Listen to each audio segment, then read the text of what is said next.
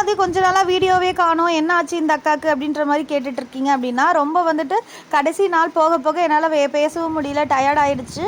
Delivery சமயம் வந்து நெருங்கிருச்சுங்க. எனக்கு வந்து டெலிவரி ஆகி ஒரு ஒரு 1 வீக் மேலே ஆகிடுச்சு. அப்போ தான் நான் இந்த வீடியோவே போஸ்ட் பண்ணிகிட்ருக்கேன் நான். இந்த வீடியோவில் நான் வந்து என்ன சொல்ல விரும்புகிறேன் அப்படின்னா, எனக்கு டெலிவரி ஆகிடுச்சு. டெலிவரி ஆகணும் அப்படின்றதுனால சில பேர் என்ன நினைக்கிறாங்க, அந்த கேக் ஆர்டர் பர்சனலாக மெசேஜில் இவங்க ஆர்டர் எடுப்பாங்களா, அப்புறம் வந்து கிளாஸஸ்லாம் எடுப்பாங்களா அப்படின்ற மாதிரி இருக்குது. அதெல்லாம் நீங்கள் எதுவுமே வரி பண்ணிக்காதீங்க. எனக்கு இதாகி இப்போ ரொம்ப நாள் ஆனதுனால கண்டிப்பாக எல்லாமே எடுக்க ஸ்டார்ட் பண்ணியாச்சு. கேக் ஆர்டர் எடுக்க ஸ்டார்ட் பண்ணியாச்சு. அது இல்லாமல் கிளாஸஸும் நாங்கள் வந்து எடுக்க ஸ்டார்ட் பண்ணிட்டோங்க. ஆல்ரெடி புக்கிங்கும் ஆயிடுச்சு. நான் கிளாஸ் எடுக்கவும் போகிறேன் மண்டேலேருந்து. சரி, ஓகே, நீங்கள் இதெல்லாம் வந்து வரி பண்ணிக்காதீங்க. நாங்கள் எப்படியோ நல்லபடியாக வீட்டுக்கெலாம் வந்தாச்சு. அதனால் என்னோடய ரிலேட்டிவ்ஸ்க்கு நான் எப்படி தெரியப்படுத்தணும், அதே மாதிரி யூடியூப் பார்க்குற எல்லாருமே எனக்கு வந்து ஒரு சொந்தக்காரங்க தான். உங்ககிட்ட நான் தெரிவிக்காமல் இருப்பேன்னா, அதனால் நான் உங்ககிட்ட ஷேர் பண்ணிக்கிறேங்க. இந்த வீடியோ பிடிச்சிருக்குன்னு நினைக்கிறேன். ஜாரா தான் ரொம்ப ஏங்கி போயிட்டா, காய்ச்சல்லாம் வந்துருச்சு.